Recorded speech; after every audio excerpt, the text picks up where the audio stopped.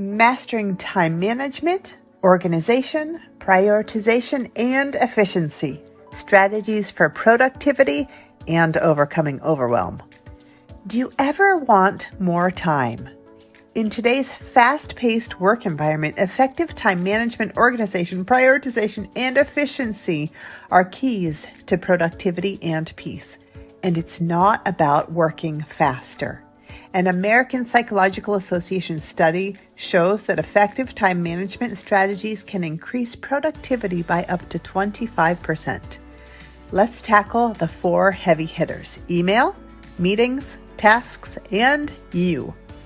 Number 1, effective email management. Did you know that on average, we manage email for 6 hours per day? Although an important tool, too much time spent here robs us of the opportunity to do deep work. We can wonder why we felt so busy but aren't making enough headway. To tame the inbox, here are a few ideas. Set dedicated email checking times called email batching instead of the average of 15 times per day. Wondering why this can help? It takes an average of 23 minutes to fully recover from a distraction.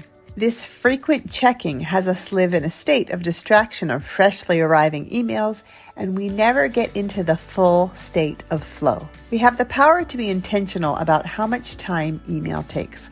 Also, might you schedule focused work time on your calendar daily held by a working on deadlines block? A tip is to not have constant temptation turn off email notifications or even close the application on your computer having a different communication channel like calling or texting for emergencies. Number 2, meeting management. Emailing and meetings are the 2 most important areas to scrutinize to reclaim wasted time. To tame masses of meetings, gain true clarity about which meetings to attend. Ask for an agenda with a clear objective for every meeting you attend. From this, assess the importance of your attendance. But first, do you need to create a culture that allows critical thinking about evaluating whether your presence is necessary? If your presence isn't crucial, consider delegating representation to a trusted colleague who can provide updates or contribute on your behalf. Shorten meeting durations and segments within the meeting. Instead of the standard 30 or 60-minute meeting, standardize 25 and 50-minute meetings to allow buffer time. Also, establish time limits within the agenda. We've all seen how Parkinson's law takes hold, the notion that work or meeting topics expand to fill the time available. A few other tips are to batch meetings, have a few meeting-heavy days to open up other days for deeper work. Utilize the 2-minute rule. Do it now during the meeting if it will only take 2 minutes, so you walk away with a minimal to-do list. Encourage all meeting attendees to be empowered to speak up regarding staying on track and sharing the airspace. Number 3, prioritizing your task list. Have you ever heard the expression slow down to speed up? Here are 5 ways to do so. Try implementing the Eisenhower matrix. Divide tasks into 4 categories or quadrants based on urgency and importance. The do first quadrant, which is urgent and important. The schedule quadrant, important but not urgent. Delegate, urgent but not important. And eliminate, neither urgent nor important. Focus on high-value tasks. Identify tasks that align with your goals and have a significant impact on your work.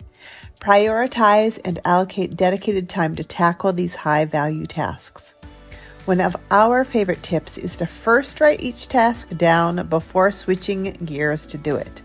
This allows you a few seconds to decide if you should jump in or schedule it. Set deadlines. Consistently establish realistic deadlines for each task and factor in potential delays or wiggle room. For productivity while preventing burnout, practice the Pomodoro technique. Work in focused, timed intervals, typically 25 minutes, followed by short breaks. If you find yourself procrastinating on a certain task, try the jog to the mailbox philosophy. This is where you only commit to working on the task for 5 minutes and then reevaluate. Sometimes just getting started is the hardest part. 4. Turn your work mind off at night. Establish a wind-down routine. Create a routine that signals the end of your workday. This can include a 10-minute closeout, reviewing your completed tasks, organizing your workspace, and mentally transitioning to non-work activities. When we do this, we are less likely to be one of the National Association of Professional Organizers statistics that says the average person spends 1 year of their life looking for misplaced items. Or listen to an audiobook on your commute, or go for a short walk as soon as you're done with your work to mark the transition. If you work from home, be sure to close up your workspace somehow, or you will be easily enticed to jump back in after hours. Practice compartmentalization. Mentally separate work from your personal time. Avoid dwelling on work-related thoughts or conversations during leisure time, allowing yourself to recharge and approach the next day with a fresh mindset. Refreshed people are more productive, so it's a win-win. The bottom line is that implementing these strategies for email and meeting management, task prioritization, and work-life balance, you can optimize your time management, organization, prioritization, and overall efficiency. Remember, these strategies require consistent practice and adaptation to suit your specific work environment and preferences, and you are worth it.